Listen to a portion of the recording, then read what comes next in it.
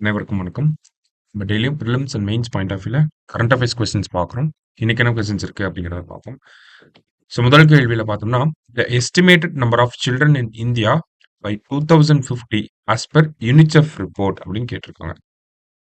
UNICEF அறிக்கையின்படி இந்தியாவில் 2050ஆம் ஆண்டில் கணக்கிடப்பட்ட குழந்தைகளின் எண்ணிக்கை என்ன? கணக்கிடப்படும் குழந்தைகளின் எண்ணிக்கை என்ன அப்படின்னு சொல்லி கேட்டிருக்காங்க. இந்தியாவை பொறுத்த வரைக்கும் பார்த்தோம்னா 2050 வாக்குல 350 மில்லியன் குழந்தைகள் இருப்பாங்க அப்படிங்கிறத சொல்லியிருக்காங்க.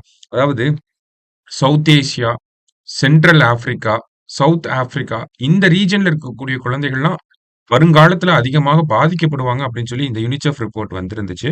அந்த ரிப்போர்ட்ல தான் என்ன சொல்லியிருக்காங்கன்னா, உலகத்திலேயே அதிகமான குழந்தைகள் இந்தியாவுல தான் இருக்கும். அதனுடைய எண்ணிக்கை அப்படிங்கிறது 350ஆக இருக்கும் அப்படிங்கிறத சொல்லியிருந்தாங்க. சரியா? அடுத்தது, த பிரைமரி அப்ஜெக்டிவ் ஆஃப் மகிழ் முற்றம் ஸ்கீம் இஸ் அப்படின்னு கேட்டிருக்காங்க.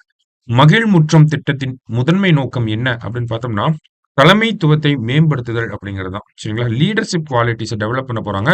தமிழகத்துல இருக்கக்கூடிய 37,000 அரசு பள்ளிகள்லயுமே இந்த திட்டம் வந்து தமிழக அரசாங்கம். சரிங்களா? இந்த மகிழ்முற்றம் திட்டத்துக்கு கீழ மாணவர்கள குறிஞ்சி, முல்லை, மருதம், நெய்தல், பாலை என குழுக்களாக பிரித்துருவாங்க. சரியா?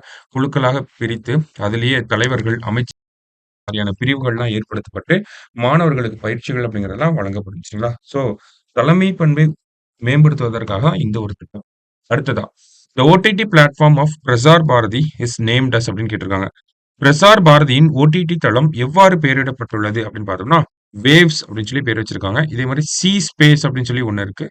இது யாரோடது அப்படின்னு பார்த்தோம்னா, கேரள அரசாங்கத்தோட ஓடிடி தளம் தான் சி ஸ்பேஸ். சரியா? அடுத்தது, what is the website launched by central government for ground water management? நிலத்தடி நீர் மேலாண்மைக்காக மத்திய அரசு தொடங்கியுள்ள இணையதளம் எது அப்படின்னு சொல்லி கேட்டிருக்காங்க. ஸோ எந்த இணையதளம் அப்படின்னு பார்த்தோம்னா, நமக்கு பூநீர் அப்படின்னு சொல்லக்கூடிய இந்த இணையதளத்தை தான் மத்திய அரசாங்கம் ஜல்சக்தி மினிஸ்ட்ரி லான்ச் பண்ணியிருக்காங்க. சரியா? கடைசியா, choose the correct pair. So Maharashtra, ஜார்க்கண்ட்ல தேர்தல் நடந்து முடிஞ்சிருக்கு இல்லையா? அதை ஒட்டி எவ்வளவு தொகுதிகள் இருக்கு அப்படின்னு கேட்டிருக்காங்க. மகாராஷ்டிராவை பொறுத்த வரைக்கும் 288 தொகுதிகள், ஜார்க்கண்டை பொறுத்த வரைக்கும் 81 தொகுதிகள் இருக்கு. இரண்டுமே சரிதான். ஸோ போத் கரெக்ட் அப்படிங்கிறது தான் கரெக்ட் ஆன்சர். சரிங்களா? ஸோ இன்னைக்கு 5 கொஸ்டின்ஸ் பார்த்துருக்கோம். தேங்க்யூ.